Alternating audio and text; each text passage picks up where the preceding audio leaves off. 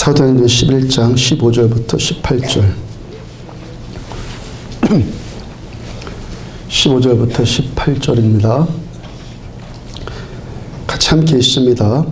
내가 말을 시작할 때 성령이 그들에게 임하시기를 처음 우리에게 하신 것과 같이 하는지라. 내가 주의 말씀에 요한은 물로 세례를 베풀었으나 너희는 성령으로 세례를 받으리라 하신 것이 생각나노라. 그런즉 하나님이 우리가 주 예수 그리스도를 믿을 때 주신 것과 같은 선물을 그들에게도 주셨으니 내가 누구에게 하나님을 능히 맡겠느냐 하더라. 그들이 이 말을 듣고 잠잠하여 하나님께 영광을 돌려 이르되 그러면 하나님께서 이방인에게도 생명 얻는 회개를 주셨도다 하니라. 아멘. 성령의 귀, 사오정의 귀라는 제목으로 사도행전 119번째 말씀 전해드리도록 합니다. 오늘날 손오공과 그 부하들이 속옷 사기 위해서 가게에 갔어요. 속옷 가게. 손오공이 아줌마 저 팬티 7장 주세요. 하루에 하나씩 7개, 하루에 하나씩 입게 7개 주세요. 매일 갈아입게. 저 팔개는 아줌마 저는 3장 주세요. 이틀에 하나씩 갈아입게요. 그다음 사오정은 아줌마 저는 4장 주세요. 아줌마가 궁금해서 묻습니다. 얘 너는 왜 4장이 필요하니? 아 저요. 봄, 여름, 가을, 겨울 4계절 하나씩이요. 잘 웃으시네요. 내친김에 하나 더 합시다. 그러면. 초등학교 4학년 영어 시간이 선생님이 얘들아 공기는 영어로 에어인데 물은 영어로 뭘까요? 사오정이 손을 번쩍 듭니다. 선생님 물은 셀프입니다. 아직도 안 웃는 분이 한 분 또 계셔. 안 웃는 분이. 그분 웃을 때까지 또 한 번 해요. 초등학교 조회 시간에 교장 선생님이 훈화합니다. 학생 여러분, 밖에 나가서 자기 다니는 학교욕을 하는 사람은 짐승만도 못한 사람입니다. 모두들 잘 알아들었죠? 아이들 모두가 예 합니다. 그날 밤 사오정이 집에 돌아와서 아빠에게 물어봐요. 아빠, 짐승만이 누구예요? 짐승만이.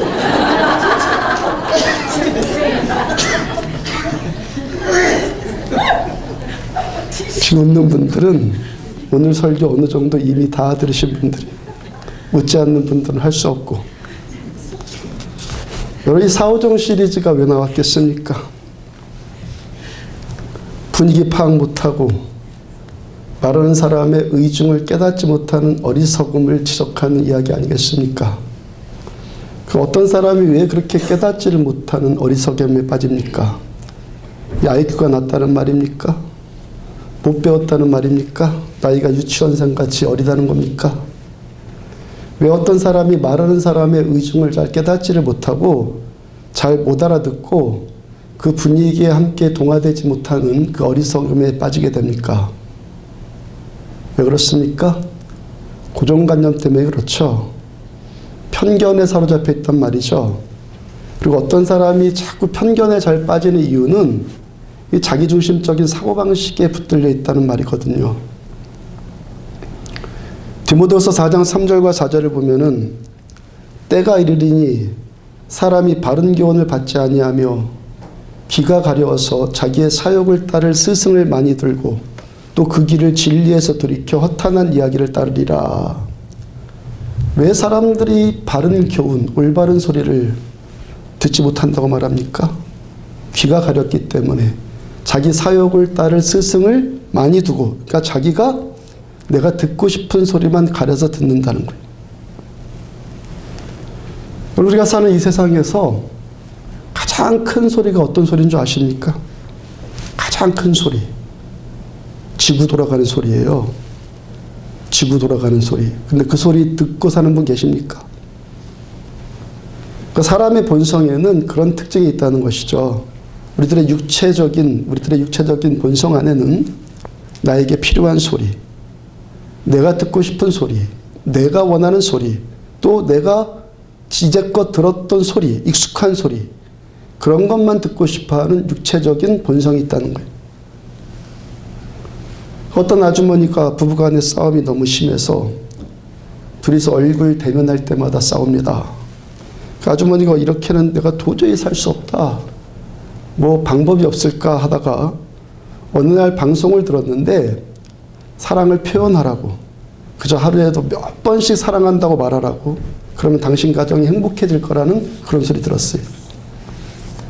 그 아주머니가 그 소리에 감동을 받고 그날 밤에도 여전히 술 취해서 들어온 남편에게 여보 사랑해요 그럽니다.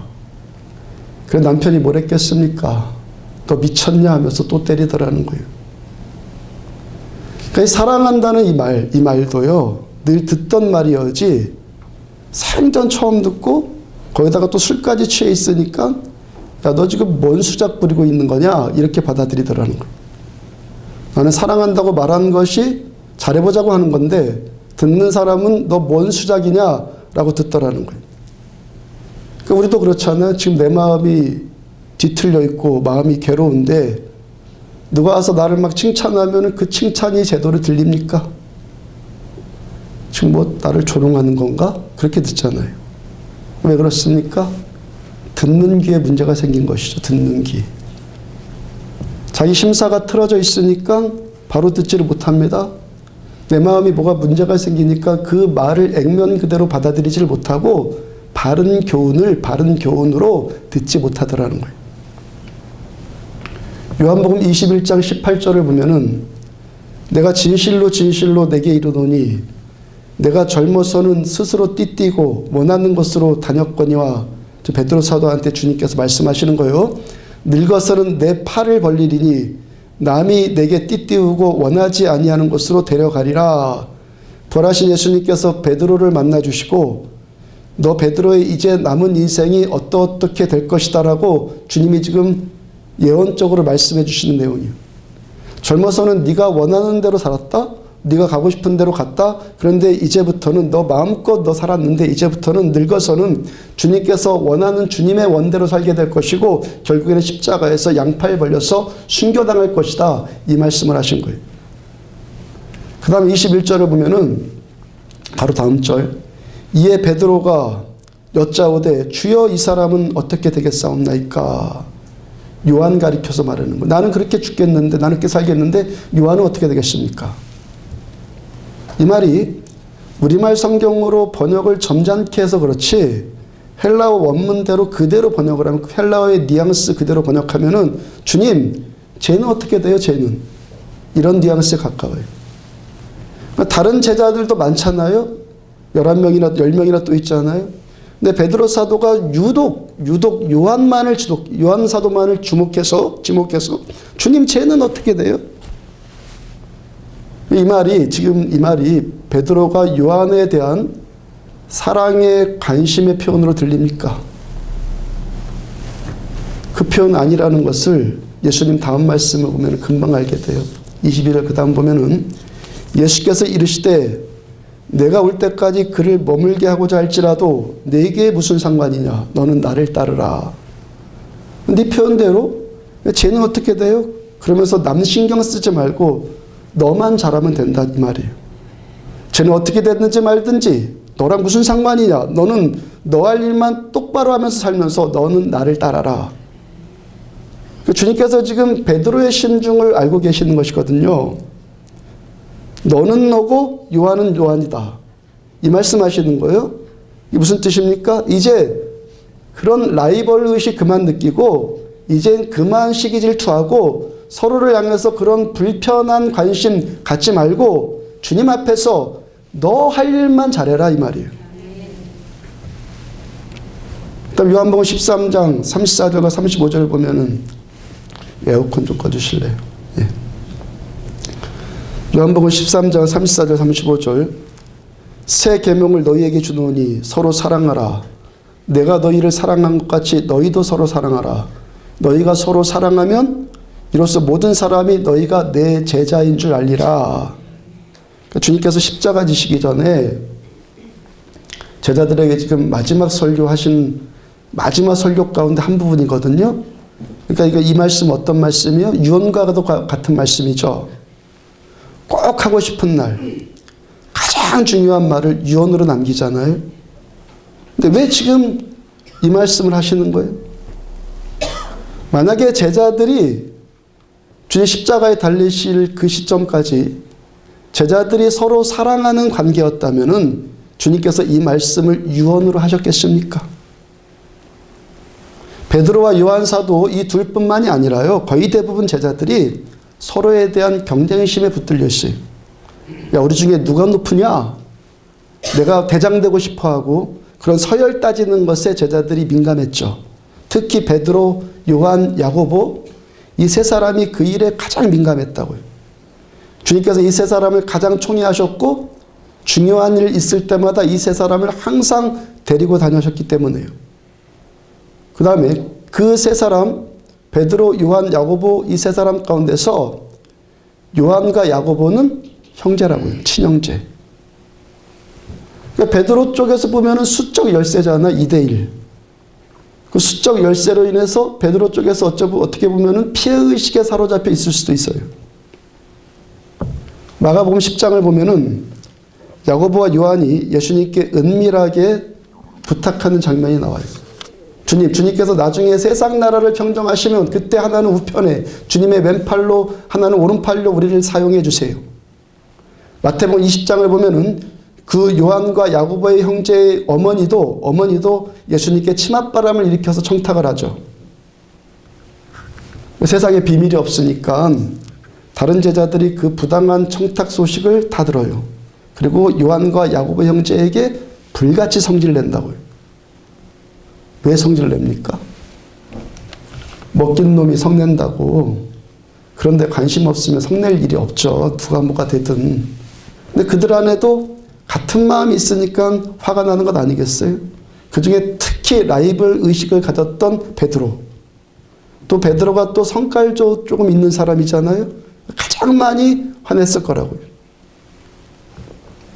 요한복음 21장 22절 다시 보면은 예수께서 이르시되 내가 올 때까지 그를 머물게 하고자 할지라도 내게 무슨 상관이냐 너는 나를 따르라.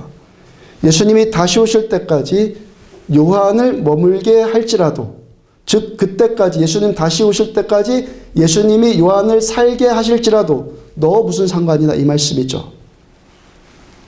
우리도 마찬가지입니다. 남 상관하지 말고 우리들 나만 잘하면 되죠. 나만 잘하면 된다고요. 하여튼 이 말씀이 요한이 예수님이 재림하실 때까지 끝까지 살아있을 것이다라고 단정하신 겁니까? 아니면은 살아있을지라도, 그죠? 살아있을지라도 내게 무슨 상관이냐 하면서 가정하신 겁니까?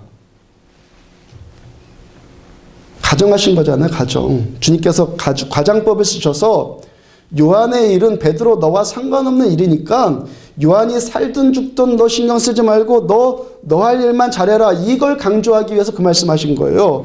그러니까 주님께서 가장법 쓰셔서 너 할 일만 잘해라. 근데 베드로가 뭐래요? 예수님의 그 의중을 전혀 못 알아채고 엉뚱한 말을 하거든요. 엉뚱한 말.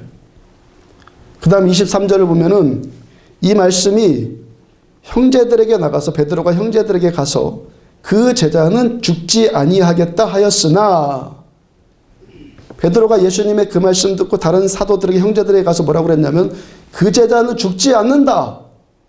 요한은 불사신이다. 안 죽는다. 그랬단 말이에요. 그러니까 예수님은 그런 말을 하려고 한 것이 아니라 주님께서는 그런 뜻으로 말씀하신 것이 아니고 너는 너 할 일만 잘해라. 이 말씀을 하려고 한 것인데 베드로는 그 말을 못 알아듣고 전혀 지금 엉뚱한 소리를 하고 있다는 거예요.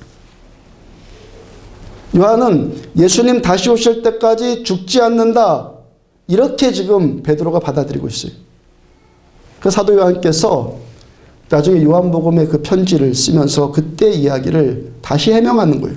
이 말씀이 형제들에게 나가서 그 제자는 죽지 아니하겠다 했으나 예수의 말씀은 그가 죽지 않겠다 하신 것이 아니라 내가 올 때까지 그를 머물게 하고자 할지라도 내가 무슨 상관이라 하신 것이라.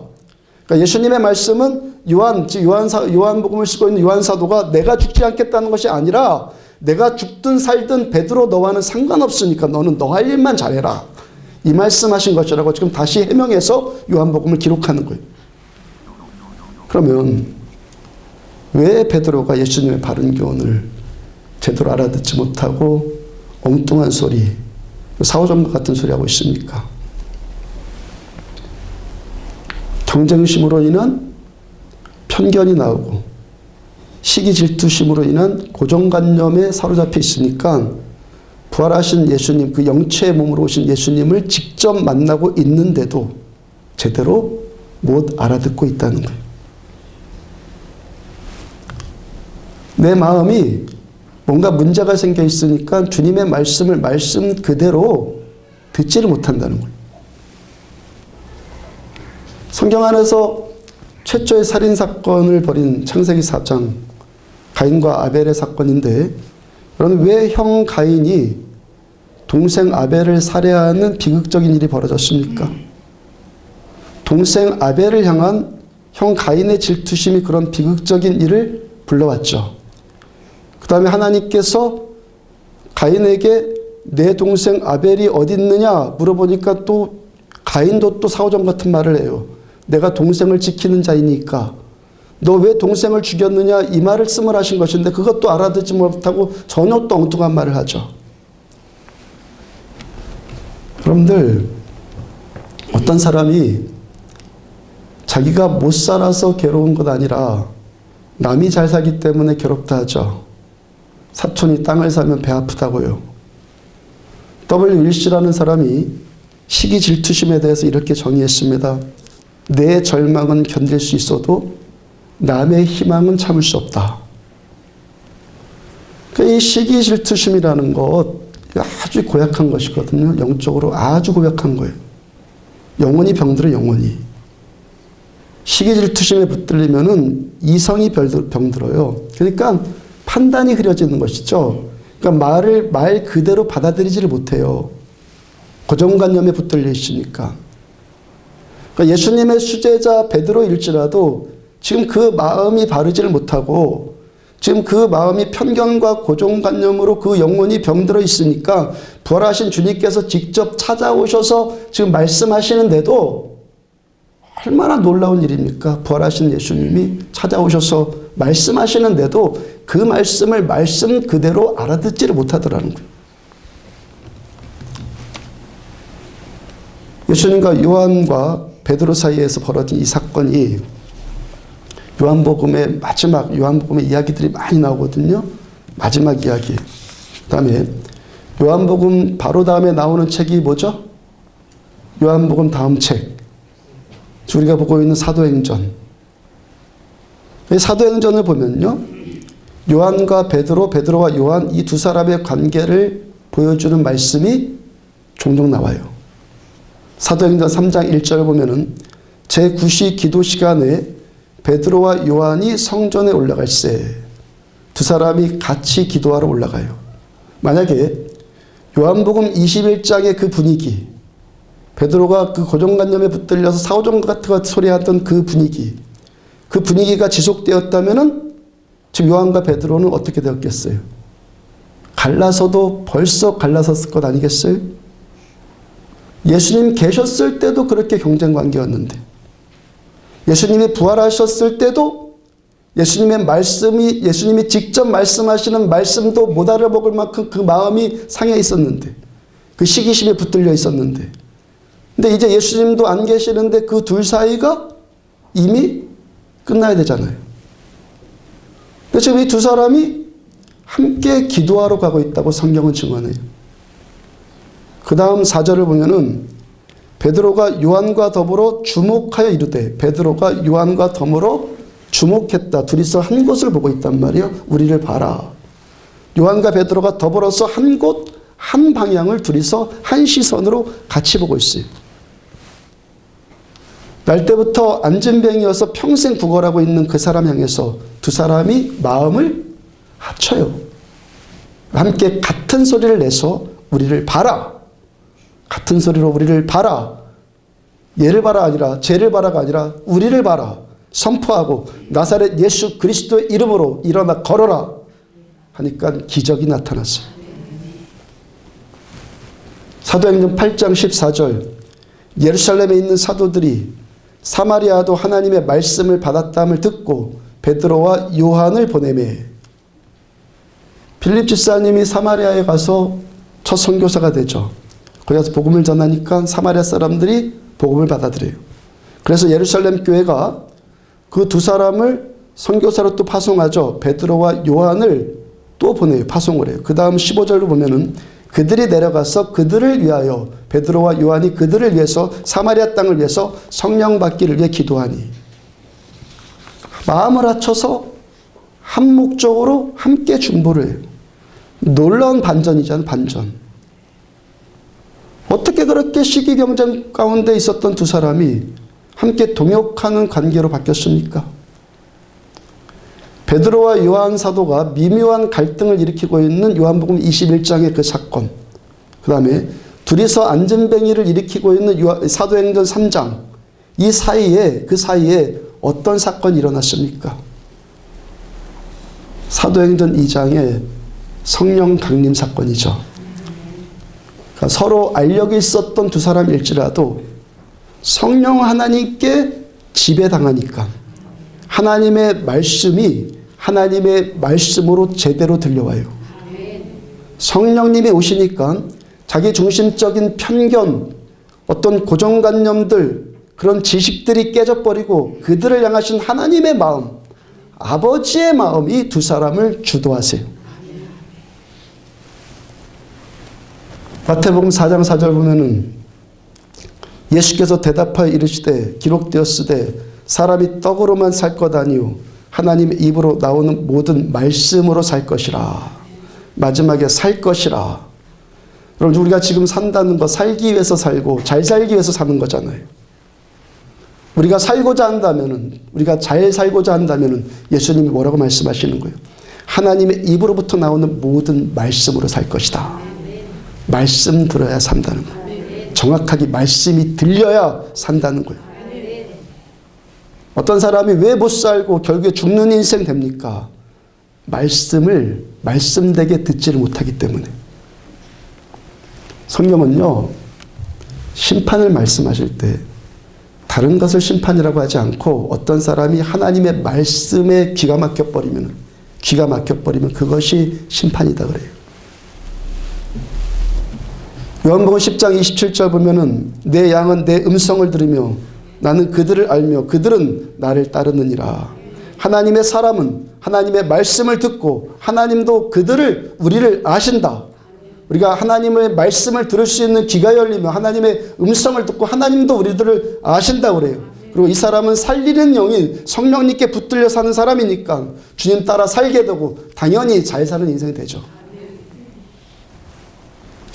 2주 전 금요 예배 때, 금요 심야 예배 때 제가 말씀이 깨달아지는 것으로 인해서 큰 은혜 받은 것이 한 가지 있어요.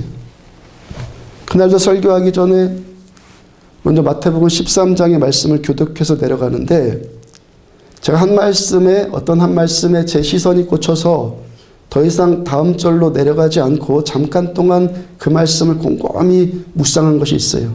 그래서 설교하면 우리들 교독하자는 설교하기 전에 말씀을 제가 잠깐 수독하고 말씀을 곰곰이 생각을 해봤다는 거예요. 모든 예배 때도 마찬가지지만 심야 예배 때도 가장 먼저 이 예배하는 자리에 성령께서 임재해 주시기를 구한다고요. 심야 예배 때는 시간적 여유가 더 있기 때문에 많은 경우 침묵으로 성령님이 임재하실 때까지, 그 임재가 느껴질 때까지 그냥 잠잠히 주님만 구하고 있어요. 느껴질 때까지. 그 느껴져야지만 그 다음에 말씀도 보고 찬양도 하고 그 다음에 기도도 해요. 설교하기 위해서 이 성경 말씀을 먼저 교독해서 읽어 내려가는데 성령께서 말씀을 조명해 주시는 것이 보이니까 제가 잠깐 스톱했다는 거죠. 마태복음 13장 44절 이후를 보면은 예수님께서 천국에 관해서 세 가지 비유를 말씀하세요. 천국이 뭐냐? 첫째, 밭에 감추인 보화를 발견한 사람과 같다. 두 번째, 천국은 좋은 진주를 찾아다는 진주장사와 같다. 세 번째, 천국은 바다에서 그물을 치고 물고기를 모는 그 어부와 같다. 제가 지금껏 제가 또 거의 대부분의 분들이 이 말씀을 어떻게 해석을 했냐면은 천국은 밭에 감추인 보화와 같으니까 우리가 내가 가진 소유, 우리들의 소유를 다 팔아서 천국 얻기를 힘쓰자 그렇게 생각을 했어요. 또 천국은 좋은 진주와 같으니까 우리가 나의 소유를 다 팔아서 그 진주와 같은 천국을 얻자 그렇게들 알았단 말이에요. 여러분도 그렇게도 알았습니까? 뭐 그건지도 저건지도 모릅니까? 그렇죠. 내 소유 다 팔아서 그 값진 천국을 얻자 그렇게 들었죠 다들. 우리가 천국 얻기를 위해서 내 모든 것 희생해서라도 얻기를 힘쓰자. 옳은 말이죠. 어느 정도 맞는 말씀이에요. 우리가 신앙생활 하는데 그만큼 열심들 더 내십시오. 열심 내시라고요. 근데 제가 종종 그 말씀 볼 때마다 그 세 번째 천국에 대한 비유가 자꾸 걸렸거든요. 천국은 바다에서 물고기를 모는 그물과 같은데 나중에 좋은 고기는 그릇에 담는다. 나쁜 것은 갖다 버린다. 이때 여기서의 주체적인 행위를 하는 주어는 물고기를 모으고 그 다음에 좋은 것은 그릇에 담고 나쁜 것을 갖다 버리는 행위를 하는 그 주체. 그 행위를 하는 주체는 그물로 비유된 예수님을 말씀하잖아요. 그죠? 예수님이 바다에 그물을 치고 많은 사람들을 그물에 모았어요. 그리고 마지막 때에는 그 그물에 걸린 자들 가운데서 나쁜 것은 버리고 좋은 것은 그릇에 담으신다고 예수님이 예수님이 주체가 돼서 그 말씀을 하신다고. 그런데 앞에 두 개의 비유, 진주의 비유, 보화의 비유에서는 주어가 우리잖아, 우리. 그렇게 생각을 했잖아요. 내가 열심히 하는 행위를 통해서 내가 내 소유를 다 버리는 나의 행위를 통해서 진주와 보화를 얻어야 된다. 그렇게도 우리가 생각을 했잖아요. 세 번째 그물의 비유는 주어가 예수님이신데 첫 번째와 두 번째 비유의 주어는 우리 사람들이 되어서 앞뒤가 논리가 안 맞더라는 거예요. 제가 그걸 말씀을 볼 때마다. 논리적인 모순을 일으킨다는 거예요. 제가 그 말씀을 그래서 보면서 볼 때마다 딜레마에 빠졌던 부분이거든요. 네, 예배는 어떻게 드린다고요? 성령께서 임재하시는 감동이 올 때까지 기다리고 그 다음에 말씀도 풀고 기도도 하고 찬양도 한다고 그랬죠. 성령께서 말씀을 조명해 주시니까 제가 성령님께 감동되니까 이 말씀이 해석이 되면서 제 심령이 막 기쁨으로 막 올라와요. 세 번째 물고기 비유의 주어가 예수님이신 것처럼 첫 번째, 두 번째 진주와 보물의 비유도 주어가 예수님이시더라고요. 마태복음 13장 전체가 천국에 관한 비유의 말씀이에요. 천국에 대한. 대부분의 말씀이 마태복음 13장이 어떻게 전개가 되냐면은 천국은 마치 뭐뭐와 같으니, 천국은 마치 그물과 같으니, 천국은 마치 겨자씨와 같으니, 천국은 마치 진주와 같으니 그렇게 하시면서 말씀을 전해요. 여러분 천국이 누구예요? 회개하라 천국이 가까웠느니라 말씀하시는데 왜 천국이 가까웠다는 거예요? 천국이 왜 가까이 왔다는 거예요? 주님 오시기 때문에. 천국의 주인이시고 천국 자체이신 예수님이 이 땅에 오셨기 때문에 우리들에게 천국이 가까이 왔고 오늘도 지금 우리에게도 천국이 임하는 거예요. 예수님이 천국이시고 천국은 예수님이에요. 예수님이 천국 자체란 말이에요. 마태복음 13장 34절을 보면은 천국은 마치 밭에 감추인 보화와 같으니 사람이 이를 발견한 후 숨겨두고 기뻐하며 돌아가서 자기 소유를 다 팔아서 그 밭을 사느니라. 천국은 밭에 감추인 보화를 발견한 사람과 같다. 보화를 발견한 사람과 같다고 말씀하세요. 천국은. 그래서 그 사람이 자기 소유를 다 팔아서 그 보화가 있는 밭을 샀다 말씀하시죠. 그럼 누가 누구를 샀고 누가 누구를 보화로 여긴다는 거예요.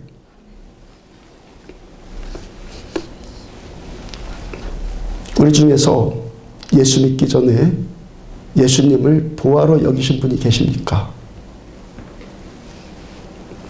예수님을 정말 깊이 인격적으로 만나기 전에 예수님이 나의 보화다 그러신 분 계세요? 그래서 그 보화 찾기 위해서 자기 소유 다 파신 분 계세요? 자기 소유 다 팔아서 예수 믿은 분 있냐고요? 아무도 없어요. 천국은 그 그 보호하기 위해서 자기 소유를 다 팔아서 얻었다고 그랬는데 우리 중에서 단 한 사람도 자기 소유 다 팔아서 보호 얻은 사람 없어요.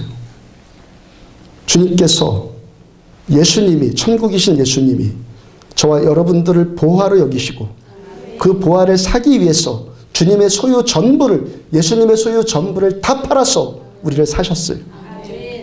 맞습니까? 어떤 자기가 가진 소유 가운데서 자기 생명보다 귀한 것이 어디 있어요? 주님께서 십자가 위에서 예수님의 소유 전부이신 예수님의 생명을 우리들을 사시기 위해서 그 생명을 파셨다고요.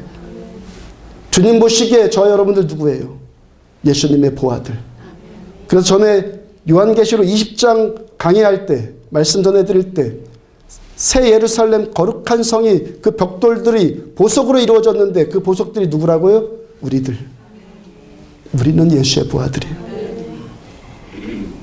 그 다음 45절 46절 또 천국은 마치 좋은 진주를 구하는 장사와 같으니 극히 값진 진주 하나를 발견하며 자기의 소유를 다 팔아 그 진주를 사느니라. 이 말씀도 마찬가지요. 우리들 가운데서 자기 소유 다 팔아서 천국 사신 분 계세요? 자기 소유 다 팔아서 예수님을 사셨습니까? 주님께서 주님의 생명까지 십자가에서 다 파시고 저 여러분들을 사신 거예요. 우리들 누구예요? 주님의 보아들이고 우리들 주님의 진주들이에요. 그렇게 값비싼 대가 치르고 산 우리들 나중에 주님께서 결산하신다는 것이죠. 천국의 그물에 들어온 우리들 모두들 끝까지 믿음 잘 지키고 주님만 섬기면 그 사람은 마지막 때 좋은 그릇에 주님께서 담으실 것이고 주님 배신하고 믿음 지키지 않으면 버리시겠다는 말씀이에요. 제가 지금까지 33년 동안 교회 다녔어요. 33년 동안 이 말씀에 대해서 내가 내 소유 다 팔아서 천국 사고 내가 내 열심으로 천국 얻는 것으로 생각을 했단 말이에요. 33년 동안 그렇게 들었고 그렇게 믿었고 그렇게 가르쳤어요. 그런데 어떻게 해서 이 말씀이 주님께서 말씀하신 주님의 의도 그대로 깨달아졌다는 거예요? 제가 지금 뭘 강조하려고 하는 거예요? 주님의 임재 가운데서 내 생각으로 골똘히 생각하는 것이 아니라 성령 하나님의 기름 부심, 성령의 조명 아래서 말씀을 보니까 주님의 뜻이 주님의 의중 그대로 깨달아지더라는 거예요. 성령께서 임하시니까 내 안에 있는 고정관념, 나의 편견 다 무너지고 바른 교훈의 말씀이 들려오더라는 거예요. 주님의 말씀이 말씀 그대로 깨달아지니까 주님께서 나를 진주와 같이 사랑하시고 나를 우리들을 보화와 같이 사랑하신다니까 마음에 막 기쁨이 올라오는 거예요.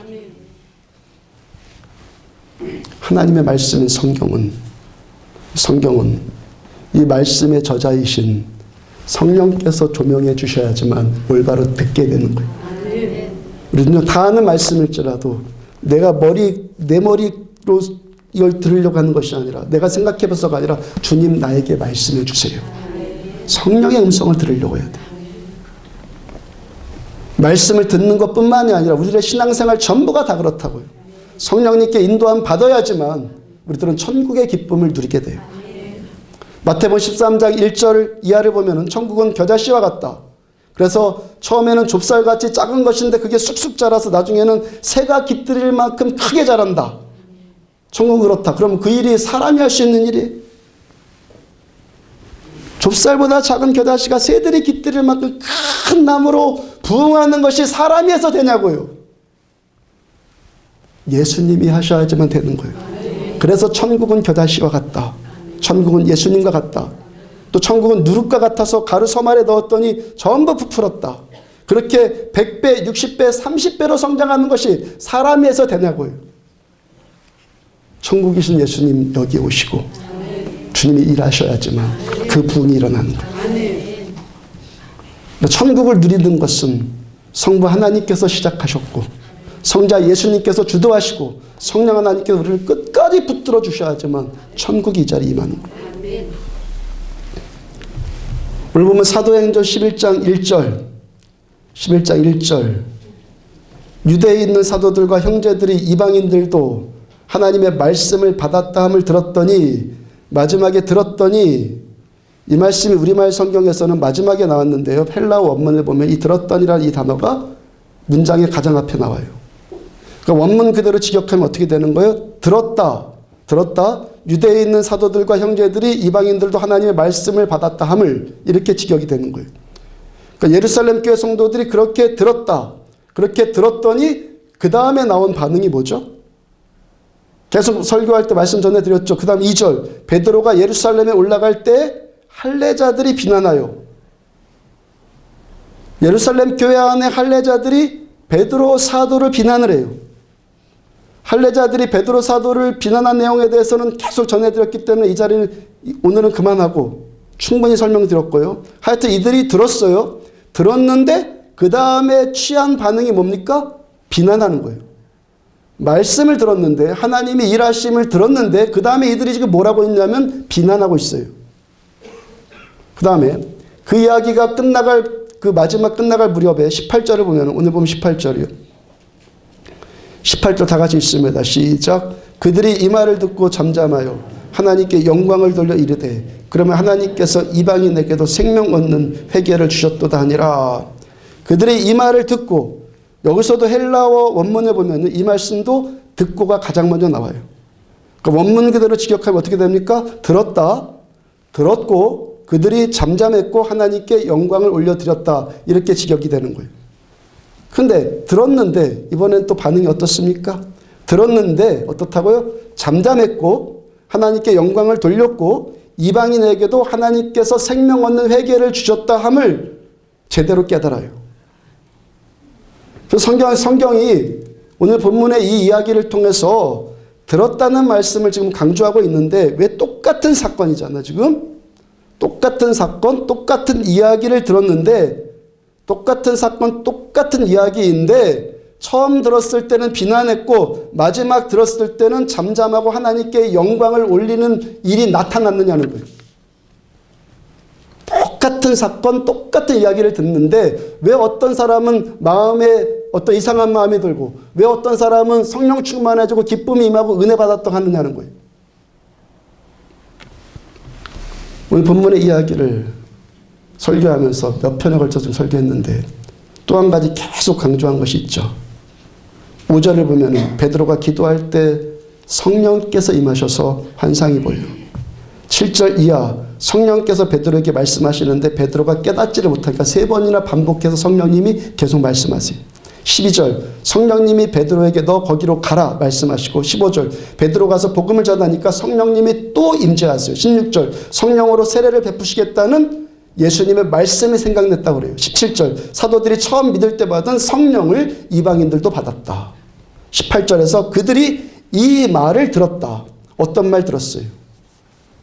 어떤 말 들은 거예요? 이 일은 처음부터 끝까지 성령 하나님께서 주도하셔서 되어진 일이다라는 것을 들었다는 거예요. 사도 베드로께서 자신을 비난하는 할례자들에게 변증을 하는데 이 일은 성령님께서 하신 일이라고 계속 성령님 하면서 성령님을 드러냈고 성령님을 인정해 드린다고요. 그 성령 충만한 베드로의 변증에 그들 할례자들 또한 성령의 감동을 잊게 된 거 당연하죠.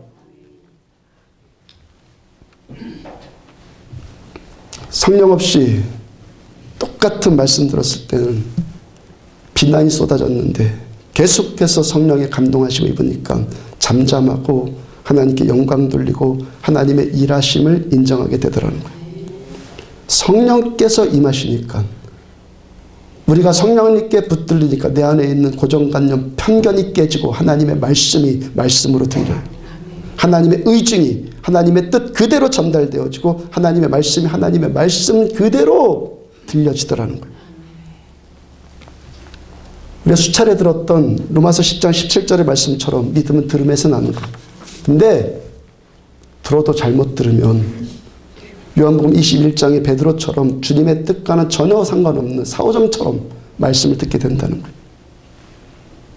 같은 성경 말씀을 보면서도요, 이단 사이비들이 나오는 것이 왜 그들이 똑같은 성경 보면서 왜 이단 사이비가 나오는 거예요? 똑같은 말씀을 성령님께 붙들려 보는 것이 아니라 그들은 악령이나 자기 고정관념이나 편견이나 그런 것에 붙들려서 말씀 보기 때문에 그렇다는 거예요. 같은 성경 말씀 들으면서도 어떤 사람은 시험에 들었다 그러고 상처받았다 그러고 어떤 사람은 성령의 임재 가운데서 은혜 받았다 그러고 고백하더라는 거예요. 그래서 사도행전 처음 시작이 어떻게 됩니까? 1장 8절 오직 성령이 너에게 임하시면 그래야 사도행전 아니 교회 사도행전이 교회 얘기하는 거 아니에요? 우리들의 신앙 말하는 거 아니에요? 오직 성령이 임하시면 여기서 해결돼야지만 나머지 모든 것들이 풀어지는 거예요. 지난 부흥회 때 이강철 목사님 사모님이 목사님이 설교하는 매번 부흥회 때마다 다 참석했다고 그렇게 말씀하셨잖아요. 그 부흥회 때 전하는 거의 대부분의 설교가 100번 이상 전한 건데 우리 교회 오셔서 지금 설교하신 것도 100번 이상 설교한 것인데 사모님은 같은 설교를 100번 이상 들으면서도 들을 때마다 은혜 받는다고 하시잖아요. 참 기적도 저런 기적 없다 제가 속으로 그랬거든요. 참 그런 목회하기 진짜 편하겠다 제가 그랬거든요 속으로. 100번 이상 들은 같은 설교 들으면서 허리 디스크가 치유받는 데잖아요. 아픈 데가 있으면은 목사님 집회할 때 설교할 때 그 설교 들으면서 아픈 데가 치유가 된 데잖아요 사모님이. 왜 그러는 거예요? 왜? 하나님 말씀을 지식으로 듣지 않아요. 부부간에 여러분들 지식 교환하고 삽니까? 부부간에 여러분들 지식 교환하고 사냐고요? 정보 교환하면 삽니까? 그냥 말하고 막 그냥 듣잖아요. 하나님의 말씀이 정보로 들리지 않고 하나님의 말씀이 하나님의 말씀으로 들리니까 내 사랑하는 주님의 음성을 100번 들어도 똑같이 들을 때마다 그 사랑이 느껴지고 행복이 느껴지고 감격이 느껴지는 거예요. 내 사랑하는 주님의 말씀이니까. 들을 때마다 좋은 거예요. 주님의 음성이니까. 내 이성, 내 편견, 내 고정관념 그런 것으로 말씀 듣는 것이 아니라 주님의 음성 그 자체. 어떻게 해서? 성령님께 장악당해서 성령님의 임재 가운데 붙들려서 지금 여기서 말씀하시는 주님의 말씀이 말씀으로 들려오니까 거기서 은혜 받고 치유받고 회복되는 일이 나타나지더라는 거예요. 부흥회 기간 중에 수협회 때요. 암 환자를 한 분 만났어요. 이분은요. 수술도 못 받았어요. 40대 초반의 여성인데 수술할 수가 없어서 수술을 못했어요. 수술할 수가 없어서. 항암 치료 받는다는데 그냥 위안 삼아서 받는다고 그러더라고요. 40대 초반이에요. 41살이라고 그랬던가? 오전 10시에 만나기로 제가 약속을 했는데 시간착오를 그분이 일으켜서 11시 10분쯤에 교회 오셨어요. 부흥회 강사님과 제가 11시 30분에 점심 약속을 했으니까 시간이 20분 정도밖에 없는 거잖아요. 하여튼 뭐 바쁘니까 빨리 기도하자. 그러고 기도하는데 벽이 느껴져요. 벽. 그냥 콘크리트에다 대고 기도하는 기분. 강사님과 약속한 시간 다 되어서 더 이상 뭐 기도해 드릴 수가 없게 되었고 그래서 그분에게 믿음에 대해서 권면을 했어요. 어떤 설교를 한번 들어봐라 권면을 했고 이따 다시 우리가 만나는데 로마서 8장을 여러 번 읽고 우리가 오후 3시쯤에 다시 만나자 그랬어요. 그 오후에 만났습니다. 제 마음속에 주님이 주시는 감동 무엇이요? 성령께 주시는 감동이 임하는데 예배를 먼저 드려라. 그리고 요한복음 5장의 말씀이 떠올라요. 요한복음 5장을 펴보니까 5장 6절의 말씀이 제 눈에 들어왔어요. 네가 낫고자 하느냐. 베데스다 연못가에서 38년 된 병자를 고치는데 주님께서 물어보시죠. 네가 낫고자 하느냐. 너 나을 만한 믿음이 있느냐?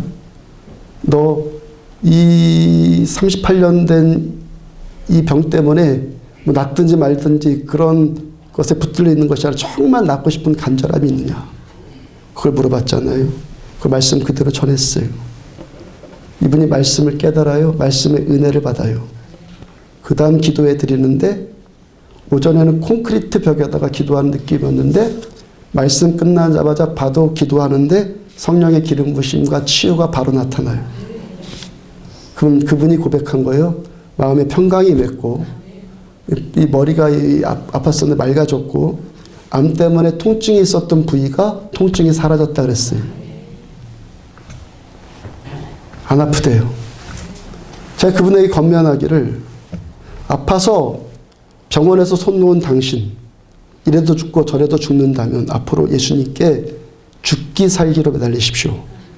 계속 은혜 받으면 당신은 살 수 있습니다. 말씀을 전하는 저도 먼저 예배부터 드리라는 성령의 감동하심을 받았죠. 그리고 전했고 듣는 그분도 저에게만 성령이 같이 임하고 성령의 감동하심 가운데 말씀이 들리니까 말씀에 은혜 받고 말씀에 은혜 받으니까 기도의 능력이 그에게 풀어지더라는 거예요. 그러므로 여러분들 우리가 사는 모든 것이 성령님과의 동행이에요. 내 머리로 말씀 듣는 것이 아니에요. 내 지식, 내 경험 아니에요. 말씀 듣는 것도 성령과 성령님의 임재 가운데 들어야 돼요. 예배 드리는 것, 지금 나에게 임재하신 성령의 임재 가운데 주님께 붙들려서 예배 드려야 돼요. 모든 우리들의 구체적인 삶, 주님의 말씀 따라 인도함 받을 때 우리들 천국을 경험하며 살게 돼요. 성령의 생각은 갈라디아서 5장 22절의 말씀처럼 사랑과 희락과 화평과 오래 참음과 자비와 양선과 충성과 온유와 절제니 우리들의 마음이 내 마음이 어떤 고정관념, 어떤 편견, 어떤 경쟁심, 시기 질투 이런 것이 아니라 나의 마음이 오직 성령님께 장악당한 사랑, 기쁨, 화평, 인내, 자비, 착함, 충성, 절제 이 마음일 때 내 마음이 이 마음일 때 말씀이 말씀으로 들려오는 거예요. 우리들의 마음이 성령님께 장악당한 이 마음일 때 100번 같은 말씀 들어도 하나님의 말씀이 주님의 음성으로 들려오고 하나님의 말씀이 주는 은혜와 능력과 치유와 감격을 천국을 경험하게 되는 거예요. 여러분 신앙생활 말씀대로 합시다. 내 마음을 살았던 그대로 여전히 내 본성이나 내 이성이나 내 경험이나 내 판단이나 그런 것에 내 마음 내주지 말고 오직 성령님께 내어 드림으로 오직 성령님께 나를 드림으로 우리를 축복해 주신 하나님의 말씀이 하나님의 말씀으로 임하는 참 은혜 진짜 신앙생활 더불어서 함께 누리는 저 여러분들 되기를 주의 이름으로 축복합니다. 찬양합시다. 일어서